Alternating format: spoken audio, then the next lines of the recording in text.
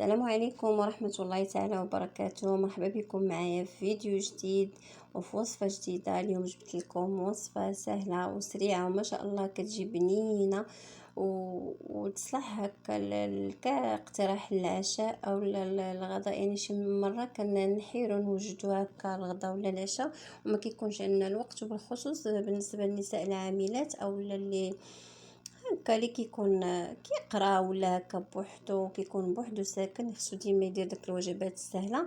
المهم بقاو معايا باش تعرفوا الاسرار ديال النجاح ديال هاد الوصفه، وكتحضر في وقت وجيز، يعني في ربع ساعه كتكون واجده. وهاد الوصفه كنهديها لعشاق الرز، يعني الرز كلاصي كتحضر به هاد الوصفه في واحد الكوكوط. كناخذ معلقه عامره بالزبده هكا بحراره المطبخ. انا هنا كنت حطيتها على وليت كنوريها لكم. وغندير واحد شويه ديال الملحه، غير راس معلقه هكا، وغادي نضيف واحد 2 معالق كبار ديال زيت المائده اولا زيت الروميه. يعني زيت الروميه هي اللي صالحه في هذه الوصفه. وغادي نضيف الكميه ديال الرز اللي كتبقى على حسب عدد الافراد. انا هنا خديت 3 ديال الكيسان العنبه ديال الرز عامرين. نتوما غتشوفوا على حساب عدد الافراد ديالكم وغادي ديروا الكميه. غناخذ هنا واحد 2 ديال الباضيانات، واللي عنده القرفه عواد يديرها ويستغنى على هذا الباضيان. انا درت هنايا شويه ديال القرفه مطحونه حيت ما عنديش كما قلت لكم القرفه عواد، وغنديرها فوق البوطه. وغادي نبقى نحرك مزيان حتى كتذوب لينا ديك الزبده، وداك الروز كيبقى ياخد لينا واحد اللون هكا محمر ولون ذهبي، وكيجي زوين هكا في داك اللوين في هذا الرز. وباش كيجي النيت هاد المرحله هذه ضروريه باش كيجي عندنا الرز معزول حبه على حبه. وغنضيف هنايا نص كاس ديال الرز مغسول، يعني من بعد ما لقيته غسلته وضفته هنايا. وغنبقى نحرك تيتجانسوا ليا العناصر كلها، يعني وتدخل هكا في بعضياتها. وغادي نضيف هنايا الكميه ديال السكر على حساب الحلاوه. انا هنايا ضفت واحد 2 معالق معمرينش ديال سنيده. اللي كيبغي الحلاوه يقدر يدير 3 ديال المعالق، يعني وصافي الحلاوه على حسب الذوق. وغنبقى نحركها كتذوب لنا شويه ديك سنيده هكا مع الرز. ومن بعد غادي نروي بالماء. انا هنايا درت 3 ديال الكيسان ديال العنبه ديال الرز. نورمالمون خصني ندير 6، ولكن درت غير 5 حيت انا عارفه قياس 3. يعني هو كيجي داك 3 ديال الكيسان ديال الرز مع 5 ديال الكيسان ديال الماء يعني ديال العنبه، كتجي هو هذاك، يعني الماء الكافي ديال الطياب ديال هذا الرز هذا. صافي وغنسد كوكوط وغنخليها غير تتصفر شويه. صافي غنقص ليها ونخليها 10 ديال الدقائق ونخليها تتبرد تماما، يعني تبرد نهائيا، باش داك الرز صافي كيولي حبه على حبه وكيتشرب داك الماء. صافي وغادي نقطع نحطها في الطبسيل. وصدقوني كتجي زوينه هاد السفه هادي. وهنايا من بعد ما طابت لينا وبردت يعني الكوكوط، خويتها في هاد الطبسيل في صحن التقديم وزينتها هكا بكاوكاو مهرمش والقرفه وسكر كلاصي. التزيين كيبقى لكم اختياري. صافي شتو كيفاش كتجي حبه معزوله على اختها. ديك المرحله اللي درنا ديال الزبده هكا بدينا كنحمروا الرز في الزبده والزيت، هذيك هي المرحله الاساسيه في نجاح هاد السفه هادي. وصدقوني المذاق كيجي زوين. كنتمنى تجربوه وتردوا عليا في التعليق ديالكم. بالنسبه للوصفه الثانيه، هنايا صايبت واحد الديسير اولا تحليه، بما ان دابا سخن الحال وكنحتاجو هكا لشي حاجه بارده، واحد التحليه بسيطه ويعني وتتزين على قدر على قدر المستطاع وكل شيء. مهم انا غنعطيكم يعني المكونات الاساسيه، وانتم كتبقى لكم الطريقه ديال التقديم والتزيين على حسابكم وعلى حساب الابداع ديال اي وحده ولا اي واحد فينا كيتفنن في التقديم. وكيجي زوين هاد الديسير هذا. مهم كيجي زوين وغني، راه يقدر يصلح غير حتى هو غير اقتراح بوحدو هكا للعشاء. بما ان العشاء كيكون خفيف ظريف، ما فيها بس نحضروا بحال هاد التحليات هكا. مع دابا قلت لكم سخن الحال، نحضروا بحال هكا تحليه اولا ديسير ساهل ماهل. وكي حتى هو ما كياخذش وقت كبير، يعني كنديروه هكا في الثلاجه صافي راه كيكون واجد. بالنسبه للمكونات تبقاو معايا باش تشوفوا المكونات. هنا بعدا راه ما خليتوش جمد بزاف، يعني برد بزاف في الثلاجه، كانوا الوليدات بغاو ياكلوا صافي وعطيته لهم. بالنسبه للمكونات على بركه الله عندنا هنايا نص لتر ديال الحليب، عندي واحد 2 بنانات هكا يكونوا طايبين، وعندي فلون كراميل، وعندي 2 معالق سنيده. المهم الحلاوه على حسب الذوق، اللي مكيبغيش الحلاوه ينقص.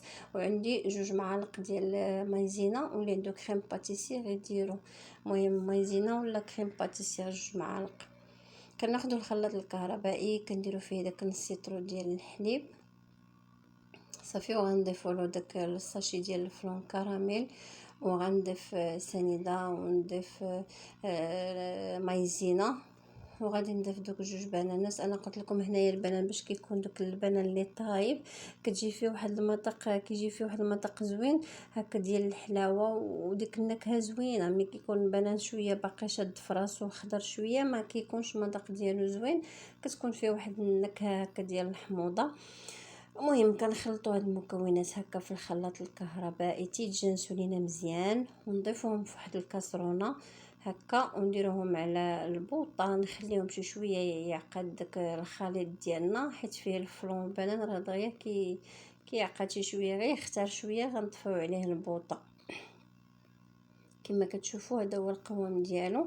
انا خديت هنايا هذا المول هذا ديال الكيكه، غير داك المول الصغير، حيت عندي هنايا الكميه ديال الحليب ماشي بزاف، غير نسيتو ضاعفتو المقادير غديروا مول كبير صافي. وكنستف هنايا داك مهم بسكوي، انا خديت هنايا جولدن كيعجبني، وتا في المذاق ديالو كيجي زوين صافي. استفت في القاع ديال المول، بامكانكم تاخذوا اي مول اخر ماشي بالضروري هذا، انا هذا حيت صغير صافي. كنخوي داك الكميه اللي عندي، راه خليت منها واحد شويه صافي. وغندير هنايا معلقه ديال الزبده. هنايا خديت كما وريت لكم الخوخ مقطع طريفات اولا مربعات صغار، اللي عنده التفاح يدير التفاح، بما ان هذا هو الوقت ديال الخوخ نستعملوا الخوخ ولا الشهديه صافي. منين درت ديك المعلقه ديال الزبده درت ديك الطريفات ديال الخوخ هكا، بقيت كنديرهم هكا فوق المقله، كنديهم ونجيبهم، وغادي نضيف لهم باش نعسلهم، غادي نضيف واحد سنيده. المهم كما قلت لكم الحلاوه كتبقى على حسب الذوق، غير بين نمدو بديك الزبده غادي نضيف سنيده وشويه ديال القرفه ونخليه يتعسل ليا شويه صافي. منين هانتوما هنايا درت سنيده انا. المهم انا مكثرش الحلاوه بزاف، اللي كيبغي الحلاوه راه غيدير قياسو صافي. وغنخليها تذوب ليا ديك السنيده مع هاد الخوخ والزبده، وغادي نضيف واحد شويه ديال القرفه كتعطي واحد النكهه زوينه. يعني كنعسلو الطريقه ديال التعسل ديال اي حاجه هي هذه صافي. وغنبقى نحرك حتى تختار ليا ديك المكونات وكتعسل مزيان وتجانس في بعضها صافي. ونطفي البوطه.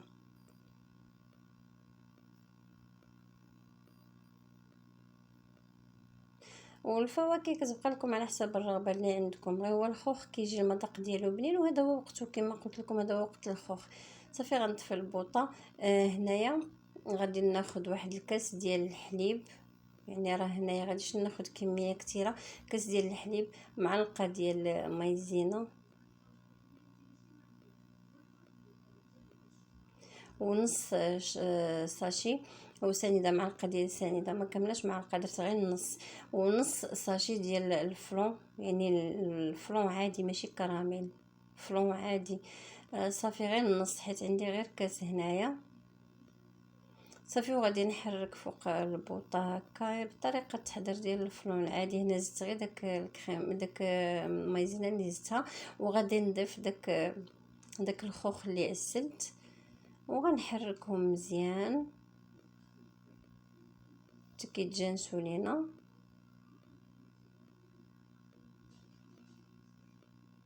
يعني هادشي راه فوق البوطه صافي. وغادي نضيف راه من داك شويه اللي خليته راه وليت خويت ثاني، منين جمد شي شويه راه وليت خويته. هنايا غادي نضيف داكشي اللي عسلت، يعني داك الخوخ اللي عسلت.